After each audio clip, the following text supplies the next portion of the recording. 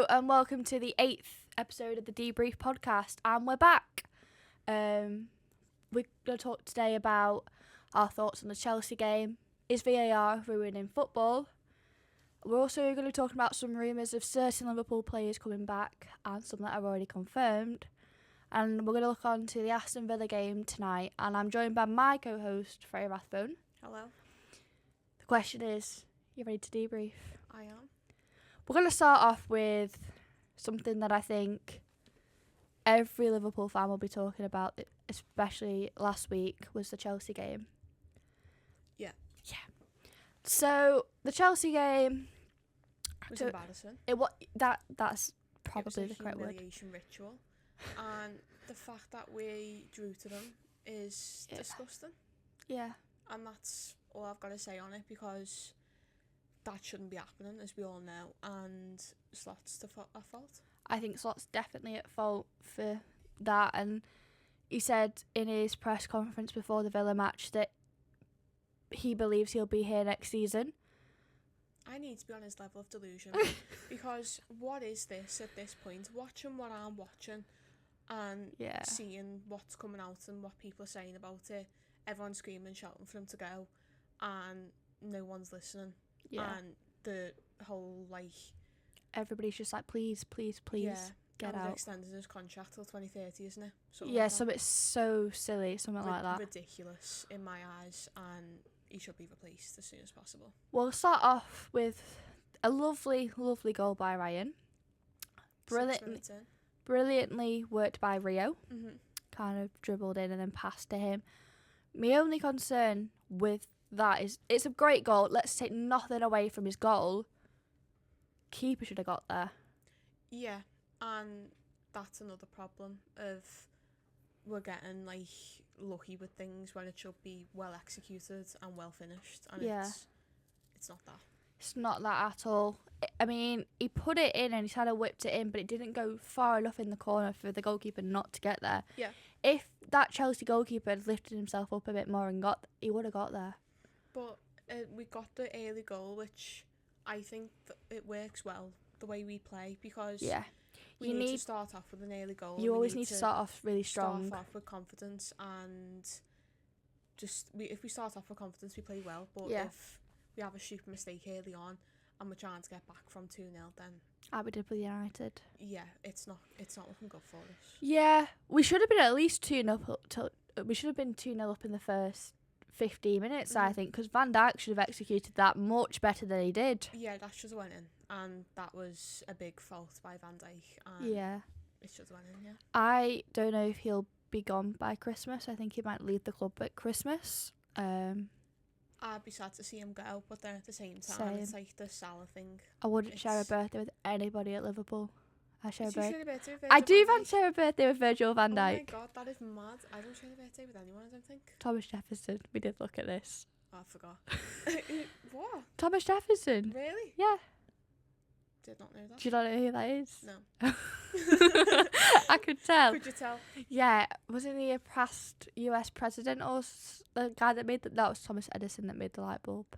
Thomas Jefferson did something. He was part of the US. He was American anyway. He was American, yeah. I share a birthday with Virgil van Dijk. I'd like to share a birthday with him, or yeah. It's just a weird topic. Anyway, I think he'll go, but he should have executed that much better than he did. Mm-hmm. Let's be honest, but Van Dijk can't do what he used to. Last season, yeah. I think maybe Everton, when he scored the winner, kind of gave him a little bit of confidence. Mm-hmm. I'd like to think so, but oh well, we don't won't think know. he's gonna get back to his prime, and we'll just see him out. Yeah, we'll just sort of float him out. Let's show him towards the exit. Very There's gently. the exit. Now go. But yeah, no, I thought the Chelsea game. What really annoyed me, and this got brought to my attention on Thursday, and you don't really notice it until somebody says, actually, if you watch this, just watch. Mm-hmm. We had a talk at college with somebody called Josh, and he said every team sort of plays through the gap of Van Dijk and Konate, and when you kind of watch it back, you're thinking, yeah, but Chelsea just perfectly kind of executed playing through that gap. Mm-hmm. I just think Kanate, I used to love him. I love him to bits. I still do. Like, I'm not going to stop loving a player, but he just needs to go. Yeah, he's becoming very predictable and just very predictable for a striker. Yeah. Very easy to read for striker. Yeah, so for a striker to get through. Oh, I thought you were calling him a striker. No. Yeah, but yeah, he's very readable. He's very open. He's struggling to defend, and when it gets to that point, why is he still here? I'm kind of scared for tonight for like Ollie Watkins and Morgan Rogers to Oh, I know. go through there. I'll be sat on the edge of the couch, or I'll have a blanket over my head. Yeah. I'll probably put my duvet over my head and go, yeah. Why? I'm at that point now. It's just not fun to watch anymore. It's not enjoyable. Like, even when we were under Klopp and we did lose a few games, you always had that little bit of hope. Faith. You were always a doubter to a believer. Exactly. And now you're a believer to a doubter. Yeah, and that's the power of Klopp, and it's just the difference between Klopp and Slot. Like, if you watch the interviews of Slot, just nothing. Have you seen the one where he's like, "Oh, I love your socks"? There's not a thought behind it. There's no thought up there's there no at all. There's not an update. What was the one I seen? So I don't know if anybody else saw this, but he was like halfway through a question and then he just goes, "I love your socks," to this like yeah, he's trying to change the subject to this journalist, and this journalist is going, "Could you just answer the question?" He goes, "I just want to say I love your socks." Freak behaviour. That is just, I was like, wow. I was like, please, could you just answer the question? Because it's about, I think it was like, is Florian Wirtz going to be fit to come play? Because he's been out. He's having an assessment today for those that are wondering to see if he could play against Villa, but it's looking very doubtful. Let's be honest. He's not injured. He's just ill. So we won't have any Wirtz tonight, I don't think. I mean, I don't think he could help us out anyway. No. I think we're just destined to lose this one, I think. I think so too, but what else really annoyed me with the Chelsea game as well was Mark Cucurella could just get in any gap he wanted. Yeah. And kind of hope, and he could just get through. Yeah. And you're like, oh! Just absolutely dominated all those, and it was embarrassing. He did, yeah. And you thought of thinking, right, okay, I'd like to see. It was nice the first 10 minutes, and then the rest of it was like, all right. To the point where I did fall asleep on the sofa because it was that boring. But everybody was like calling for Rio Engamoa to start that game. Yeah. And he did, and he was brilliant. Oh, he was.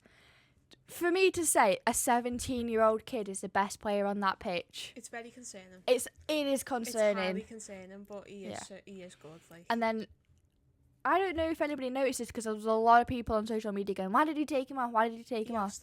He has to come off because if he plays in 90 minutes every week, he'll end up like Owen. I can't play past 26. We don't want that for him. We want to keep him for as long as we possibly can. But I don't know if anybody noticed this. I certainly didn't until I listened to the Peter Crouch podcast. He was sat behind Slot, and Rio held the back of his leg and looked at Slot like, I need to come off, otherwise I'm going to get myself seriously injured. Yeah.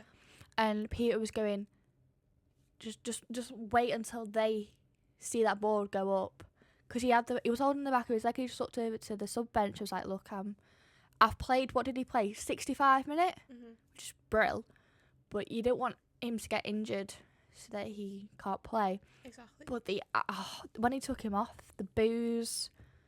I know, but like, we come back to what everyone talks about, putting a pressure onto a 17-year-old. The whole of our fan base is wanting him. Applying like he can start, he'll play the full 90. It's like it's peer pressure, and he feels like he has to, when in reality he needs to put himself first before the club. Really. Yeah, and that's what I thought he did quite well with when he was like held the back of his leg. And he was like, I just need to come off. But I didn't notice it until maybe yesterday morning when I listened to the Peter Crouch podcast, and he was just explaining, because he was like, I don't want Slot to get all these questions about Rio when Rio wanted to come off. But then full-time whistle went, and the boos then, and everybody was like, oh, it's just like, they're just disappointed. I think we're past the point of being disappointed. No, The booing is the fans showing the fact that they don't want him here anymore. Yeah. It's how they show their frustration without like going up to him and shouting at him. Yeah. But it's like a peaceful protest kind of thing. Exactly, and they should be allowed to do it. I don't disagree with it at all. I'd probably be doing the same. Yeah, but we're past the point of being disappointed. Like, we were disappointed by me, got knocked out of like the FA Cup or by Crystal Palace. That's disappointment because. Yeah, and at this point it's tarnishing Slot's reputation now as well, because he's just going to be known as the manager who ruined Liverpool, and no one's going to kind of thing. Yeah, because no one's going to want to take him on after this. Everybody's sort of just like leave him because I think maybe because of him. He's going to run himself into the floor, like into the ground. Well, the next thing I want to talk about for the Chelsea game kind of implies to the next full topic, so I thought we'd leave this one to last. Mm-hmm. Should Liverpool have had a penalty for the pull on Van Dijk? Mm-hmm. Yeah. Didn't 100%. Go to VAR. Just want to put that out there that didn't go to VAR. I don't get how though, because it was clear as day. Yeah. And it should have been a penalty, because even the way Van Dijk was acting, Van Dijk should be at least looked at. Van Dijk, right, is a 6'4" man. He's built like a fridge. He's built like a unit, and for him to sort of he's like very tall and kind of lanky looking, if you get what I mean. He's a built man, yeah. Yeah. Everyone knows this. For him to go down the way he did, he doesn't go down. It does. Force. You need a bit of force. I think VAR is going to ruin football. 100%. Because it's unenjoyable to watch. It's so not enjoyable to watch. You score a goal, and then they go, oh, just hang on a minute. What's the point in that? Like, and then it takes 5 minutes to look at something, and then they go, actually, we're just gonna chalk this off for no reason. Bro, cheers. Appreciate that one. But if I was gonna change the shirt a minute, if I was a West Ham fan, I'd be livid about the Arsenal game. Would be. And my point is, I saw Jared Bowen spoke very, very well in his interview at the end of the game about this. It took him 5 minutes to see if Callum Wilson's goal was going to be disallowed for a foul on David Raya. Yeah? 5 minutes.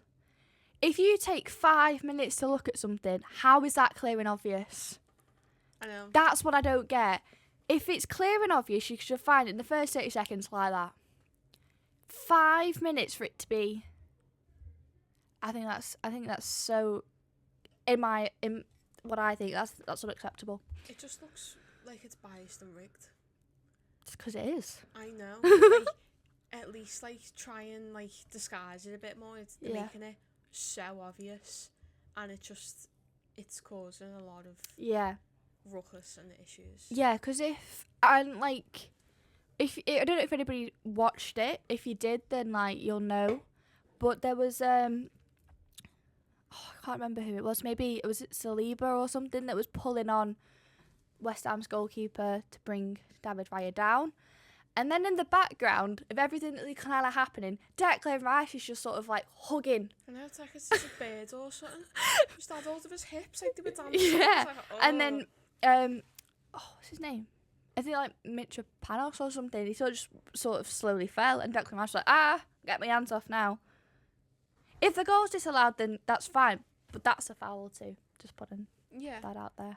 Just had hold of his hips hold of his hips, yeah, round him. I was like, nice one. But I'm going to go to my statistics now. Mm-hmm. There's 3 major incidents. I can't even log into my phone. That's bad, that, isn't it? There we go. I'm in. There are... I don't know which way. So 3 errors that have occurred in the Premier League in the month of April and the beginning of May. Mm-hmm.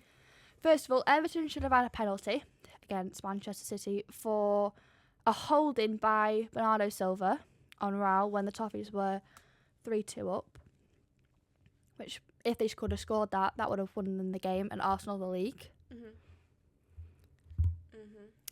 Bournemouth's penalty against Crystal Palace when Dean Henderson brought down one of the it doesn't say which Bournemouth player he brought down, was a VAR error and should have been overturned. Could have put Palace into Europe, in the Europe spots. Yeah. And this one. If you're a West Ham fan, I'd look away, go to sleep. I don't care. Yeah. West Ham should have had not one, but 2 penalties against Brentford. One of them was a VAR error, and one of them was the other was an on-field, but VAR never looked at it. See, with a statistic like that, it's shocking the way it's still, like, errors are still getting made. Like, if you're having that amount of errors in a month, and it's affecting teams. That's just 3 that BBC have picked out. Yeah, there are more. There's well more. But the fact that it's still going on, and that there's still errors going on, and it's still getting talked about how it's happening. Something needs to be changed, something needs to be done, and we're talking about it every single episode. Every week. Exactly, because of how prominent it is in the football industry now, and it needs to be changed, because if it keeps going on like this, it's just going to keep getting worse. Yeah.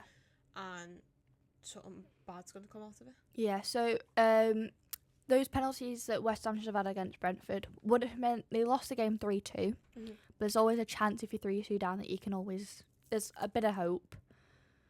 But that would have not that goal difference, just down to 1 instead of 3. And if they got it against Arsenal, then they would have been out of the relegation zone. Literally, one goal could change a whole game. A whole season. We've seen it with ours. Like, the amount of times that a goal's been took away from us, or something's been took away from us, and we've lost where we could have won if a goal had been took to us. I'll always go back to Luis Diaz versus Spurs, when he was miles onside and it got given off. Yeah. And then it was 1-1, and unfortunately in like the last second, I think Joel Mappid scored an own goal. And you think, if Diaz's goal stood, we would have been 2-0 up. That gives everybody a bit of confidence. But he was, I always remember, because he was miles onside. See, with the amount of money that gets put into VAR, you'd think that they'd give them like a subscription to Specsavers or something, but they don't. So. They don't.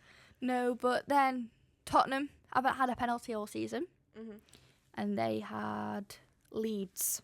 Now, Spurs haven't won at home in 5 months, and Leeds haven't lost away in 6 months. So when they played each other on Monday night, it was 1-1. And in the 90th, so like the 103rd minute, let's go with that, James Maddison went down.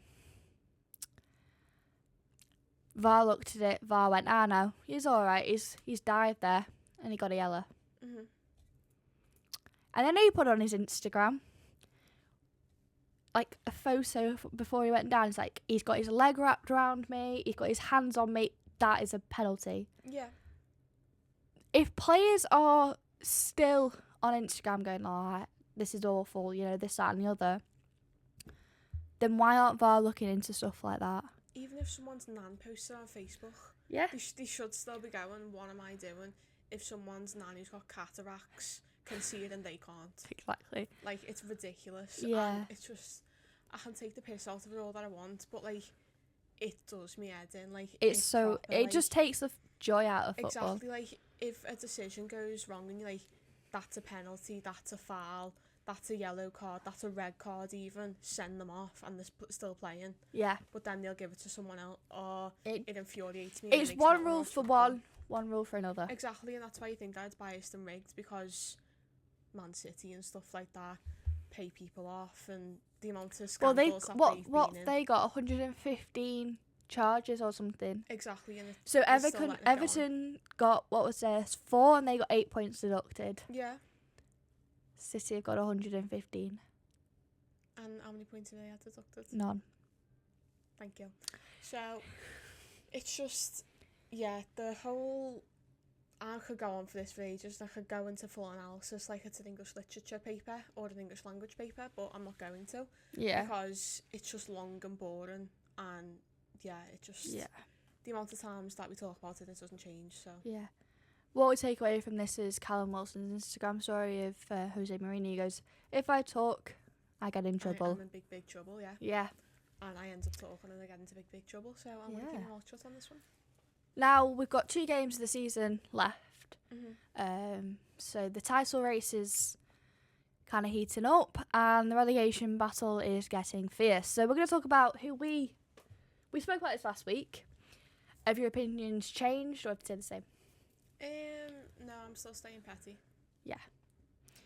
I mean, Arsenal have got Burnley on Monday night, and then Crystal Palace away. Now, Palace away is always a tough game. Yeah. But if they win and they win the league away, that would be the cherry on top of the season, because I don't want them to win it at home. If City lost to Crystal Palace and Arsenal beat Burnley, then they would have won it at home. Yeah. But City beat Palace. Thank God. So they will have to play for it for final game of the season. You could see it happening. Yeah, you could see it happening. Like yeah. They weren't just going to win it like that. They obviously have to fight for it, but I still hope that City win. Well, City were at home to Villa on the last day of the season, so...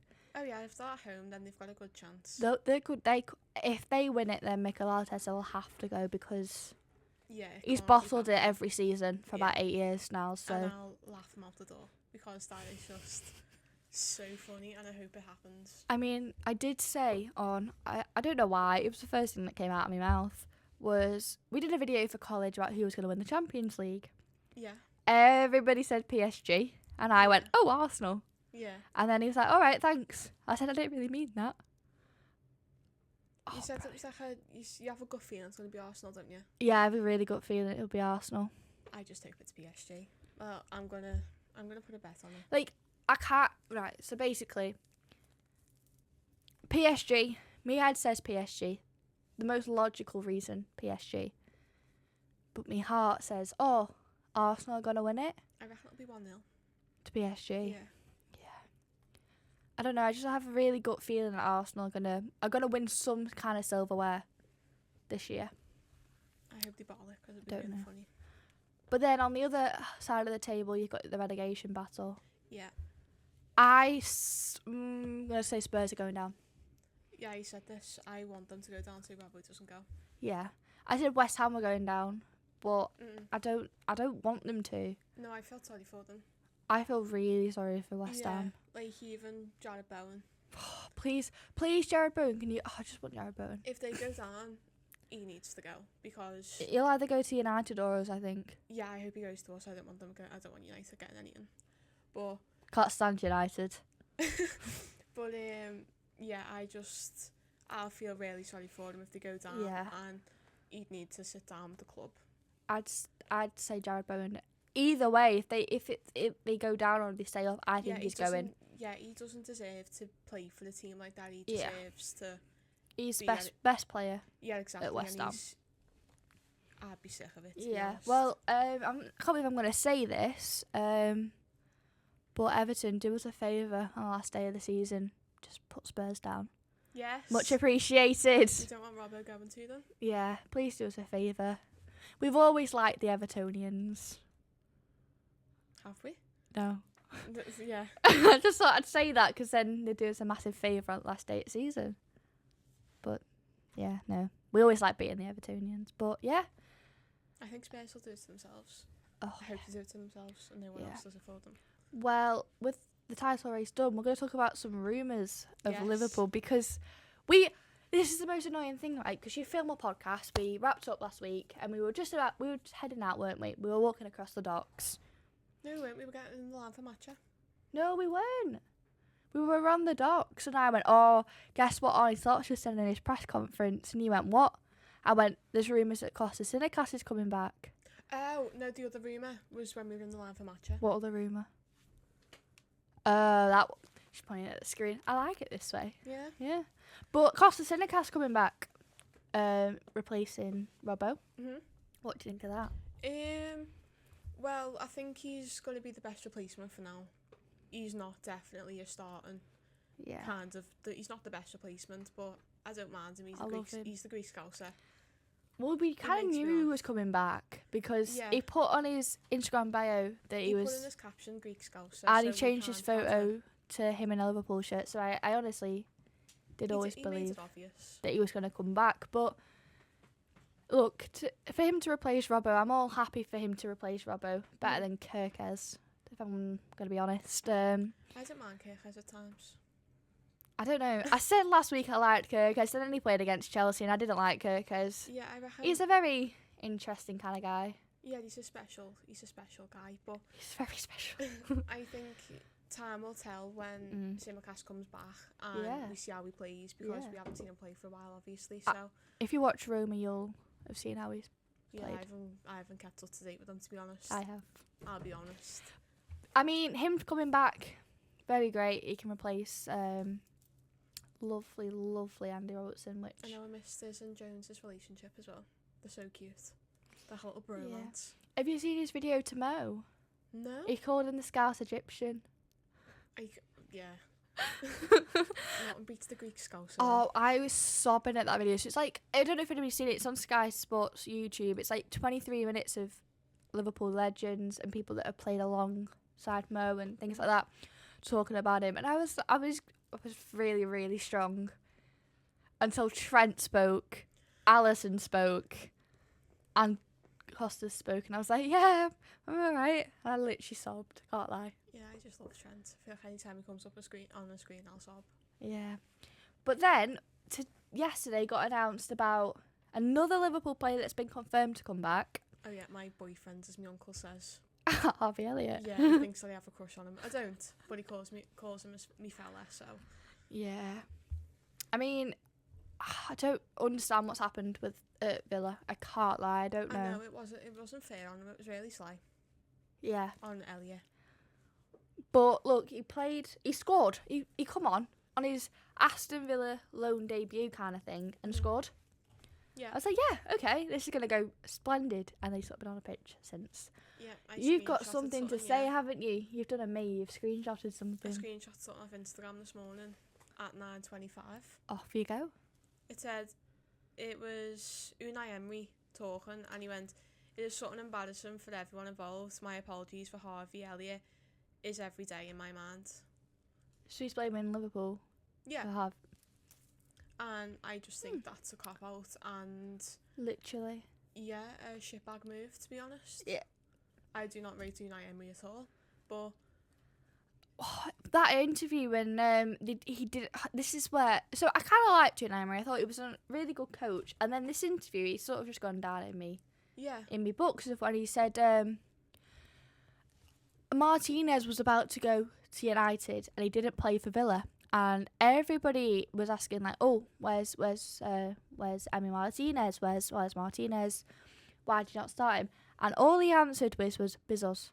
What's that mean? That was the other goalkeeper. Oh. I was like, you need to say something more than that, because you're scaring everybody by going Bizos. Nice one. I know who you put in there. I watched game, but we're asking about Emi Martinez if you're gonna get a replacement, and all you kept going was Bizos. Nice one. But a man of very few words, apparently. Yeah, I love Harvey Elliott. I think he's brilliant.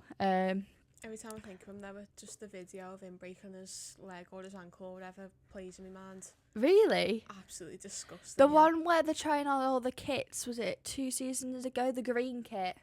The one that just reminds me of Darwin Núñez.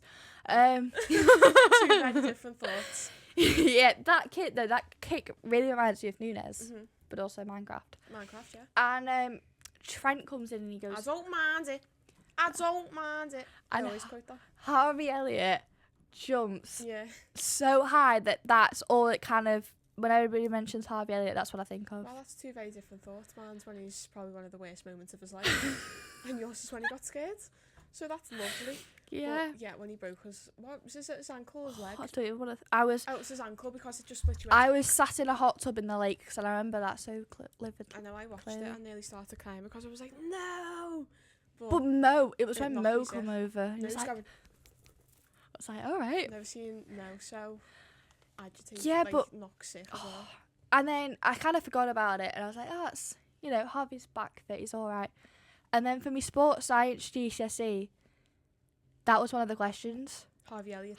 We had to watch him breaking his leg at different angles. That's disgusting. And then like the bone and the like.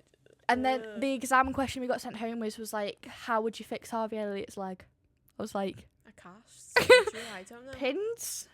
Sorry. We'll have to take a brief pause. And we're back. We're going to move on very quickly from that, Yeah. but happy they're both coming back. Yeah. Right, nice. We'll move on. Please. Let's talk about your World Cup predict. What the Struggling heck? I can't. There we go. Because I'm doing it from an angle. there. Mhm. What are you thinking about World Cup? Spain. To win? Mhm. That means it'd be Spain versus Portugal in the final, because I think Portugal are going to win. Portugal. I don't know. I have a gut feeling Portugal are So going to win. I'm going basic. I'm saying Spain. Yeah. But everybody's like, oh, Argentina, I'd like France. to say yeah, France. I was going to say France. I mixed them together. But I was going to say France as well. But Have you seen that World Cup team? It's come out yesterday. It was very, very good. that's what I mean. That's why I'm thinking France or Spain. So like, Canate's in it. Boring. But then your forwards are like Michael Elise, John Philippe Mateta, Dembele, all kind of those. And you think Dembele. Yeah. I don't know. Yeah. I had a feeling for a while that Portugal were gonna win it. Why is that? I don't know. No, about how the players that are playing, not on just I just have a really Portugal. gut feeling Portugal are gonna win, and I don't know what it is. And I went to Portugal at Easter, and nobody there thinks that Portugal are gonna win. They all think it'll be like Argentina. If you speak to the Portuguese locals, they all think Argentina's gonna win. No, I'd say France or Spain. And I was like, no, I think you're gonna win. And he just laughed. I went, oh, England aren't. Well, that's a given. Cheers. No shit, Sherlock. I Yeah. don't want to watch the World Cup. I don't want to watch England. I'm not gonna lie. just found I the think World it's Cup- boring. Yeah, I found the World Cup boring, and when you said to talk about it on here, I was like, okay, we'll briefly go on about it because Yeah. it's obviously going to be a topic, but yeah, I don't find the joy in World Cup, to be honest. The thing is, though, I find the joy in World Cup because I love watching other countries. Yeah. Like, I'm gonna really enjoy watching like Mexico and Cape Verde and kind of that kind of stuff. Like England, I'm not gonna watch them. So I can't stand Thomas Tuchel's style of play. Yeah. It's boring to watch. I'm just going to pretend to know what you're going on about because I don't really follow World Cup stuff. I think it's dead boring. Thomas Tuchel. Look, his Chelsea team were brilliant. I thought their style of football was great. But his England, I just want to go sleep. Yeah. Boring. Yeah. But I'm going to talk to you about players you want to see for England Trent. in the World Cup. Trent. Anybody else but Trent? Just want a one-man team of Trents. Trent. Yeah. And they twin? I'd want to see Trent. But I said to you when we were eating pizza before that I had a really good feeling that 4 Everton players were going to be. Dewsbury Hall. Kieran Dewsbury-Hall's going to be in there. Yeah. James Garner's going to be in there. See, I like Garner though. Yeah, I do. Not when we're playing against him. Not when we're just playing in against him. general. But I think he's really good, so He is. I'd like to see him for Mhm. England. Obviously, Pickford's going to be in there. Boring. And hopefully, Gareth Branthwaite, if he's fit. Mhm. I don't think Curtis is going to be in there See, I'd like to see Curtis and Trent play. together. Yeah. Together forever. I really hope I love them too. Yeah. Just so I can imagine it's just Liverpool, Yeah. to be honest. No, I'm actually like, I just want Trent to come back to Liverpool. Like, the joke's over now. Joke's over. Joke's over. Do you come on. think, right? This is my level of delusion right now. Kit release is next week. We'll Yeah, have I've our seen that on Instagram, we'll have our opinions on the kit for you next week. Yeah. And I had this level of delusion that Trent's just going to be stood there in this new kit, Yeah. holding his own pair of boots that he's designed. Don't know why, this is a dream I had. Holding a pair of boots he's designed that we all wear. Don't ask, I don't know where that's coming from. That was my dream I had last night. But keep in mind, I had cheese before I went to bed, so probably why. Yeah, and in reality it'll be KFS. Connor, we'll see Connor Bradley as well. We haven't seen him in a while. I kind of forgot about him. I'm being honest. Yeah. Every time I put my shirt on, I think of him. Oh, here we go. It's the wrong way. I thought you were showing the camera. Oh, do you want to see my shirt? Get out the way. Get out. There's so many other ways you could have done that. You could have spanned the other way and kept your mic where it was. I could have. I didn't. But yeah, that's my. Honestly think Portugal are gonna win it. I don't know why. Mhm. But I'll say France or Spain. yeah, 4 Evertonians are gonna be in there. Curtis isn't. Trent is. Bellingham. I'd like to see him play. I'm Not alright. that I'd watch him play, but I'd like to. I'm think alright. he'd I don't play. really want to watch. Or Saka. Saka's guaranteed there. Eze from Arsenal. I want to see him. I don't My like it. stomach's rumbling if you can hear that, by the way. Yeah, we've just had pizza. Anyway, we're gonna finish off by looking onto the game on Aston Villa tonight. How do you think we're gonna play? Shocking. Want to poke your eyes out? Yeah, just everything bad basically. Yeah. And I want to sink into the couch. I'll be watching it in bed so I can just go to sleep. But Mhm. I think it'll be a draw. No. But when I went to Anfield, yes, when I went to watch Villa with my mum, and we were sat right at the top of the Circuit Leash stand. That there was nobody behind us, and I put it on my Instagram. I was like, "Oh, I've gone to watch Villa," and Connor from college went, "Oh, I was literally like 3 seats that way from you." I was like, "Oh right, didn't see you," but we played very well then. Yeah, the good old days. Where Villa were poor.